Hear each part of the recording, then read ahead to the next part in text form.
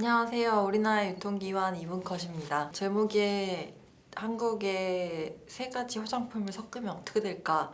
라는 제목으로 시작을 했는데요. 이거 한번 봐주세요.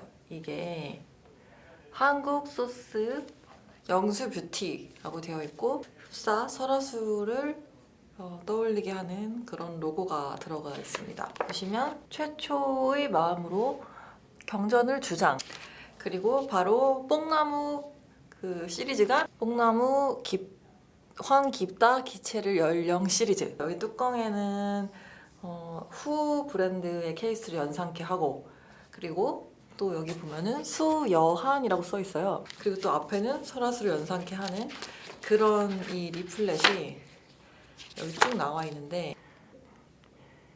이게 뭐냐면 2016년에 중국에 이제 화장품 박람회 가기 위해서 출장 갔을 때 거기서 받아온 중국 로컬 브랜드의 홍보 책자예요. 실제로 진짜 나눠준 책자고요. 이게 저희한테 아무래도 주는 시사점은 그만큼 K-뷰티에 대한 선호도 그리고 선망 같은 것들이 많았다라는 거고, 그러니까 이렇게 말도 안 되는 한국어를 붙여서 리플렛을 나눠주고 했다라는 게 그 전에 K-뷰티의 인기에 대해서 좀 방증을 하는 내용 아니었나. 그랬던 중국 화장품 시장이 지금 변화를 하고 있는데, 이게 불과 5년 전 리플렛이거든요. 제가 지난번 댓글 타임 영상을 편집을 다 해서 올렸는데 프리미어가 그 동영상 편집하는 프로그램이 에러가 났는지 그 뒤에가 좀 잘렸더라고요. 그래서 뒤에 중국 더마 화장품 시장 관련해서 했던 얘기가 좀 잘렸는데, 그 내용이 이제 댓글에 달아주신 분께서 중국에 좀 경쟁이 심해지고 있다 보니까 우리나라의 제로투세븐이나 이런 브랜드들이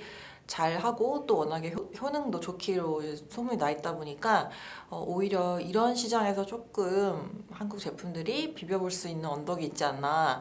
그래서 그 시장은 좀 어떻게 보는지 궁금하다라는 내용이었거든요. 근데 이 끔찍한 혼종이었던 이런 중국의 스킨케어 브랜드들도 굉장히 빠르게 올라오고 있고, 오늘 소개해 드리려고 하는 브랜드가 중국 로컬 브랜드입니다. 이름은 위노나이고요. 근데 이거를 운영하는 회사, 화장품 회사의 시가총액이 무려 16조 원입니다. 16조 원. 그러니까 정말로 만만치 않은 그런 상대이고요. 이 브랜드는 사실 2008년도에 런칭을 한 브랜드이고, 이 윈난성에 있는 제약사가 만든 브랜드였어요. 그러다가 실적이 안 좋아서 2011년도에 지금 운영하고 있는 페이타이니라는 회사한테 매각이 됐고요. 이 회사가 운영을 시작하게 됐고, 그러면서 광군제 탑10 순위에 들기 시작한 게 2018년도부터 등장을 하기 시작했습니다. 이 위노나 브랜드는 2017년부터 2019년도까지 이 매출액이 연평균으로 57%가량 성장을 꾸준히 해왔고요. 매출액 규모는 지금 2019년도 기준으로 19.2억 위안, 그러니까 우리 돈으로 봤을 때는 한 3,400억, 3,500억 정도 규모라고 보실 수 있겠어요. 그래서 생각보다 큰 규모이고요. 중국 더마 화장품 시장이 계속적으로 커지고 있는데, 이 시장 규모가 뭐 아직까지 뭐 한 2에서 4조 원 정도 사이를 왔다 갔다 하는 걸 봤을 때에는 3,500억 정도의 이제 매출 규모면은 생각보다 뭐 시장 점유율도 낮은 편은 아니다라고 볼 수 있고요. 시장 규모에 대해서 데이터가 좀 왔다 갔다 하는 것 같은데, 대체로 수렴하는 구간이 한 2조에서 4조 사이 정도로 보시면 될 것 같습니다. 원화 기준이고요. 히트 제품은 이 안티 센서티브 수분 크림인데, 이게 15ml에 우리나라 돈으로 한 16,000원 정도 하고 있어요. 근데 비슷한 느낌으로 닥터자르트의 시카 리페어 크림이 50ml에 48,000원이니까 단위 똑같이 애플 투 애플로 비교하면은 약간은 이 위노나 브랜드가 조금 더 비싼.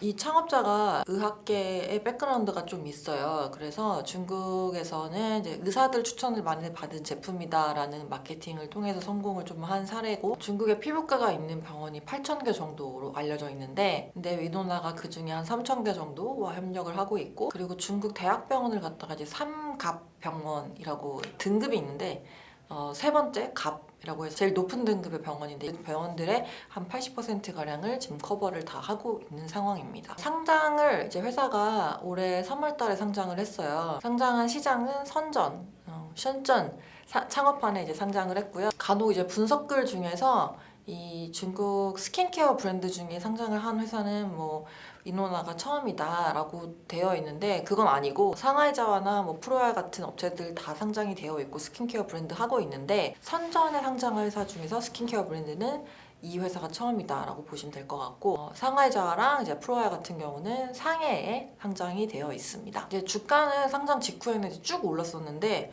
그 뒤로는 조금 빠져서 지지부진한 구간을 좀 지나고 있는 상황이고요. 사실 3분기 매출액도 YOY 47%가량 증가를 하면서 좋은 실적을 보여줬고 이번 광군제 때도 좋은 성적이 나왔다 보니까 실적 자체는 괜찮은 상황인데 근데 주가가 지지부진한 이유는 아무래도 비싸기 때문입니다. 지금 PER로 봤을 때 100배 정도 받고 있고요. 근데 어쨌든 시가총액이 지금 LG생건이 한 18조 원 정도 그리고 아모레퍼시픽이 10조 원 정도인 거를 감안을 하시면 이 브랜드를 운영하는 이 베이타이니라는 회사의 시총이 16조라는 거는 생각보다는 굉장히 큰 거죠. 그리고 무시하기도 어려운 그런 규모다 이렇게 보고 있습니다. 그래서 이 전체적인 오늘 내용이 저희한테 주는 시사점은 이 중국에서 메스티지 브랜드들 경쟁이 심해요. 근데 이니스프리 브랜드가 그동안에 고객 타겟층도 그렇고 제품군도 그렇고 유입을 많이 시켰던 그런 지점이 이 카테고리 거든요. 근데 뭐 마스크팩이라든지 기초 제품들은 워낙에 로컬 브랜드들이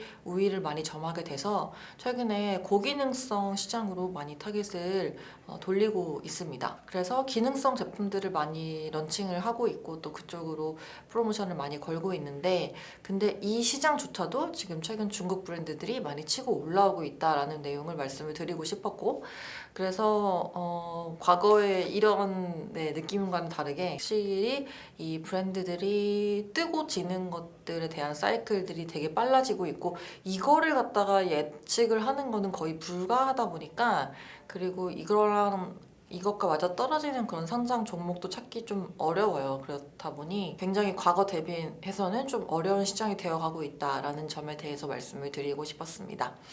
네, 이런 브랜드들이 이 위노나뿐만 아니라 또 여러 가지가 있어서 한번 오늘 영상을 보시고 재미있으셨다면은 다음번에 또 시리즈로 한번 엮어서 해보도록 하겠습니다. 색조 브랜드들도 있고요. 그러면은 오늘도 재밌게 보셨기를 바라면서 다음 시간에 만나겠습니다. 안녕히 계세요.